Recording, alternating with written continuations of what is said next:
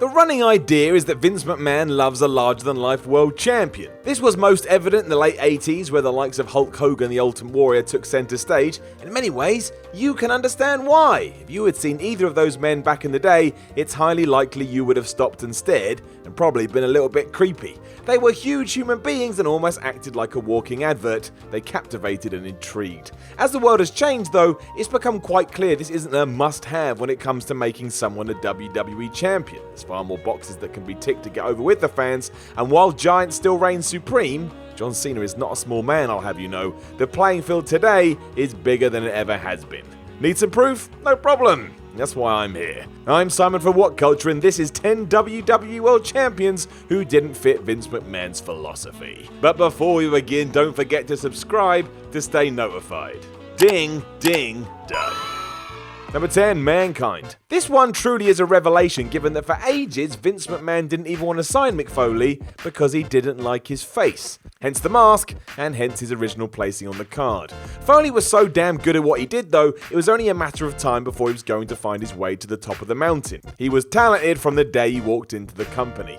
Capturing his first world title on the January 4th, 1999 edition of Raw, the Mankind character is perfect to illustrate how Vince McMahon's mindset changed during the Attitude Era. There was a time where someone like this probably would have never even had a sniff at the gold, let alone given the win and a huge celebration afterwards. The evolution of Mankind is just awesome too. Starting as some kind of psychotic heel when he joined the promotion in 1996, he slowly morphed into one of the most beloved babyfaces of his generation. Go and listen to the Raw when he first wins that world title. It is massive. Relying on his ability to take a beating like no one else and being an easy to root for underdog, fans lapped this all up, even though they were cheering for a dude who wore a sock on his hand. Wrestling, eh? It's beautiful. Number 9, Chris Benoit. It's tough to talk about today for obvious reasons, but Chris Benoit was never a stereotypical Vince McMahon champion, even though he came across from WCW as just that. It was too little too late from World Championship Wrestling, and a frustrated Benoit jumped ship in January 2000. It is fair to say that out of all the Radicals, which also featured Perry Saturn, Dean Malenko and Eddie Guerrero, Benoit seemed to be the one most likely to get into the WWE main event scene, but it wasn't until 2004 that Benoit really tasted top-line success. In the grandest way possible, he defeated both Triple H and Shawn Michaels in a sparkling triple threat bout at WrestleMania 20 to become the World Heavyweight Champ, and he mostly did this through his unwavering work ethic. Has to be said, however, the Rabid Wolverine didn't really possess the best promo skills, something McMahon 9 times out of 10 sees as vital for this role. That perhaps hurt his time with the belt, as his reign ended prematurely at SummerSlam months later, but he still got there, even in the face of everything else. Number 8, CM Punk. Paul Heyman in his own WWE documentary outrightly said that higher-ups in the WWE told him to fire CM Punk. Those orders came when the former ECW boss was put in charge of OVW, then the core developmental wing from the main roster, and given what we know today, can you just imagine? Goes to show sometimes you have to hold your nerve. On paper, however, Punk was everything McMahon seemingly didn't want. He wasn't especially tall, he was rough around the edges, and favoured an alternative appearance. He was also a darling of the independent scene, and we know how that went down in the mid-2000s, or if you don't, it wasn't the sort of thing that appealed to WWE management. We live in very different times today. Incredibly though, CM Punk went on to become one of the longest reigning world champions of modern times. It would be 434 days before The Rock dethroned Punk at the 2013 Royal Rumble, and throughout all of that he continued to get better and better. The man was a revelation. Considering he had been earmarked for release just years beforehand, it was remarkable to see Vince McMahon put such time and energy into a CM Punk title stint. Maybe now, given everything that's happened, he probably wouldn't do the same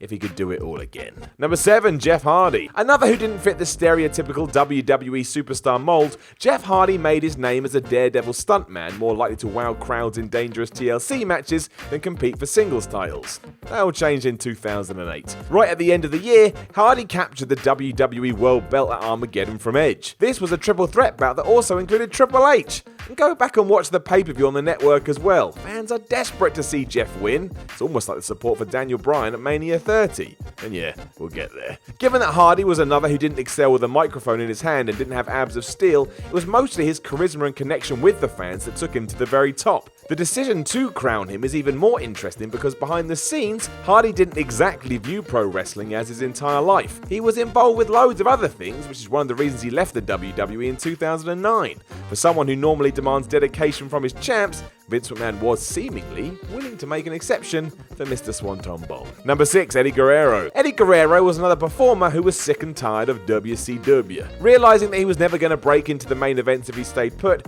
Guerrero wanted to see what he could achieve under Vince's watch. It was a smart decision.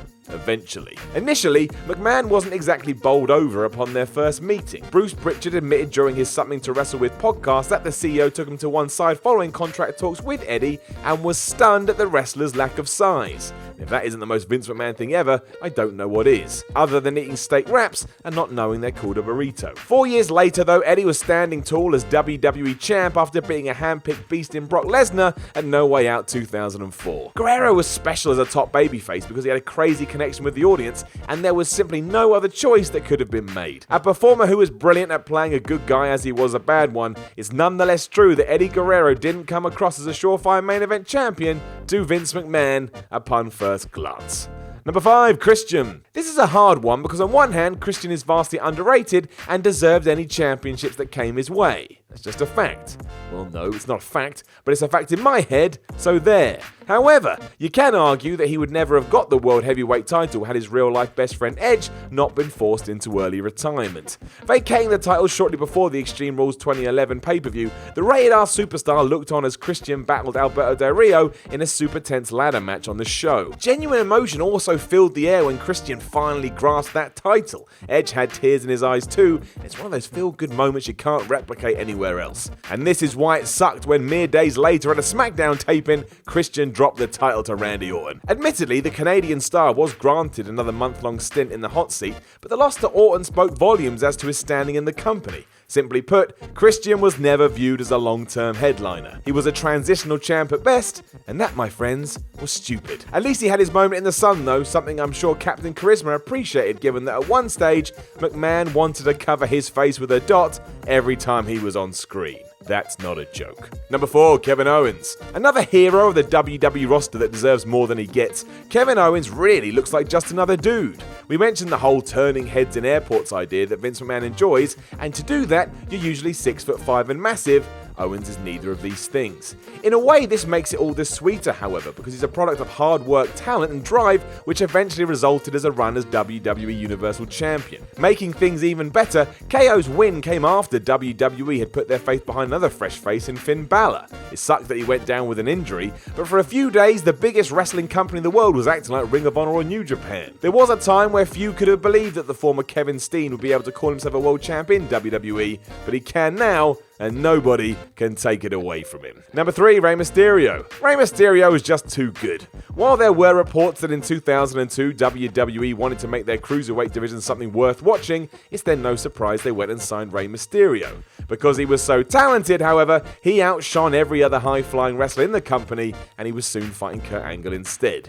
Everybody wanted to work with Rey. WWE's fan base instantly took a shine to him as well, and they weren't the only ones as Vince McMahon saw what he had. This is why within years he had risen up the card and could call himself the World Heavyweight Champ. Winning the belt was an overachievement in the WWE given Rey's height, and the fact he captured it at WrestleMania 22 was the proverbial icing on the career cake. Nobody could have guessed that McMahon would be willing to make someone as small as Rey a world champ in his organization, but he did. Very much an underdog title holder, Mysterio still went on to have a run with the WWE title and another with the World Heavyweight Championship. There was some controversy around all that, but it's still great. Number 2, Daniel Bryan. Daniel Bryan himself has told his story about the first face-to-face meeting with Vince McMahon he ever had. Set up by Shawn Michaels, the two didn't really gel. Taken aback by how small and plain the wrestler looked, McMahon didn't see a future champion. It got worse because Bryan even described himself as average to a stunned Vince. Loving those who resonate charisma and self-confidence, McMahon must have felt like HBK was having a joke at his expense by even setting the chat up. Little did anyone know what was to come. Today, it's almost a historical moment given how big a role fans played in getting Bryan to the top, because in the spring of 2014, he was by far the most popular babyface in the company. And it was the people who forced WWE to insert the Yes Man into the world title picture come WrestleMania 30. There, Bryan not only beat Triple H in a great opener, but he then toppled both Randy Orton and Batista in a triple threat main event to become the champion. This was unthinkable at one stage for the once American Dragon, and Vince himself must have been top of that list. Number 1, AJ Styles. Is AJ Styles' wrestling journey the best ever? There's an argument for it, and at one point in time, no one even thought he'd make it to the WWE, let alone become the company's world champ. As we know, Styles has been one of the premier in-ring performers within the industry for well over a decade. Since those early days thrilling fans in TNA, AJ has turned into the kind of guy who can have a great match with anybody. This was proven during his time in Japan, and he has continued that since he arrived in the WWE. The man is a hero. The phenomenal one stands above most others on this list too,